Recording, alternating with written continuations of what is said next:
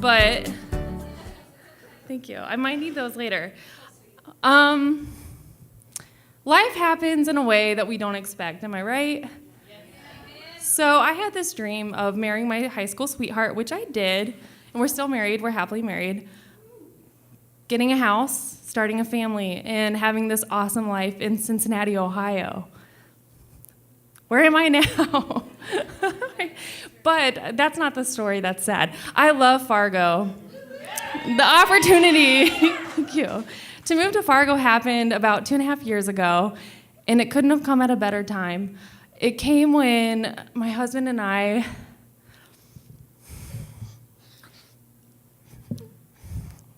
okay, thank you. We were about 2 years into trying to start a family.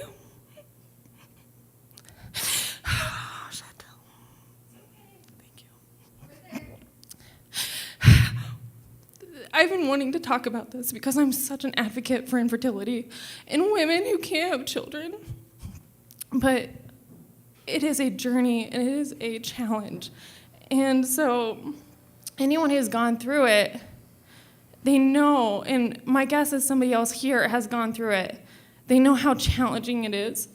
So moving to Fargo was such a great opportunity because all of my friends in Cincinnati were having children left and right. My sister, my brothers, everybody, and I had to go to all these things and attend all of these situations, and I couldn't get pregnant for 2 years. You know, it's been a long journey. So moving here was this opportunity with my new insurance that I had here in Fargo, in North Dakota, to try medical intervention, which we did, and we spent 2 years with medical intervention, spending thousands and thousands of dollars, if anyone has tried. It is not cheap. So going from me and my husband and with our not perfect life, getting jobs out of college, with him starting a business, living on my salary alone, struggling to get through, the reason we came here was his business merged with someone out of Fargo, which was a great chance for us to start a new life and a new journey. This isn't where I meant this to go, but I just kind of want to talk about the hot side of trying for a baby, okay? So there are, let's brighten this up a bit. I didn't mean this to go sour. There's a lot of sex involved with trying for a baby. Yeah. A lot of sex and a lot of, honey, I'm ovulating, let's go. All the time for months and months and months, and it can get really hot. And I'm not gonna lie, being with somebody for 15 years, you realize like, okay, our sex life is the same, what can we do? But when you start to try for a baby, it's game changer. Anything can happen. And when you don't get pregnant for 2 years trying that natural method, it can get really hot, but it can also get really terrible. I'm not gonna lie, it's not fun.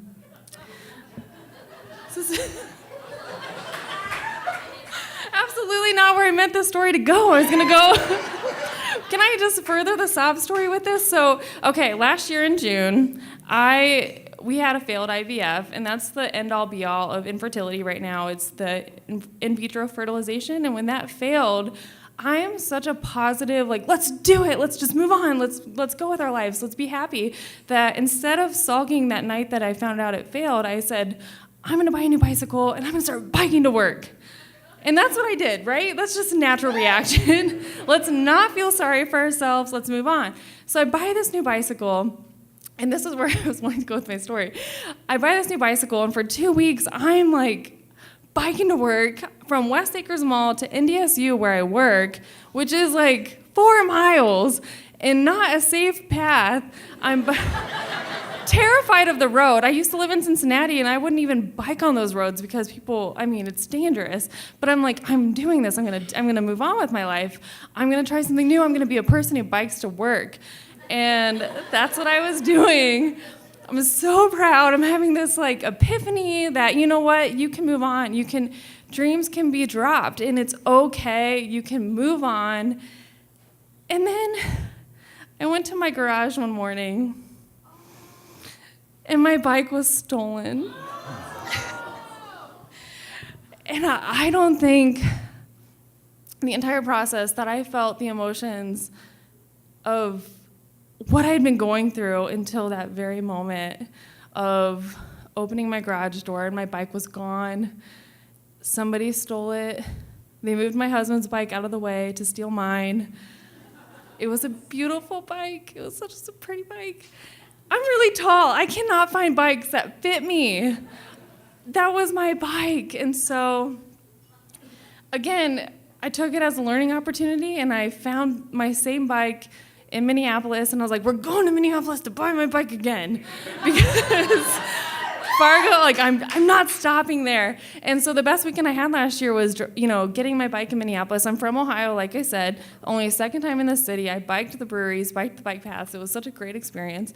But again, like, I'm in this place right now where I'm figuring out, where are my dreams? Are they dropped? Are they in a different direction than I thought they were? I mean, life happens to everybody in ways that we don't expect. I did not expect moving to Fargo.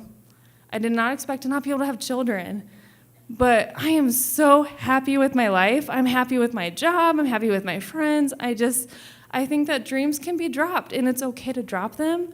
But even there might be one day that we adopt. I don't know what's going to happen for us, but my only advice is just, we look at failure as this terrible thing, but you can move on from it. You can be positive, and you can have the emotions too. You can cry. You can let it all out.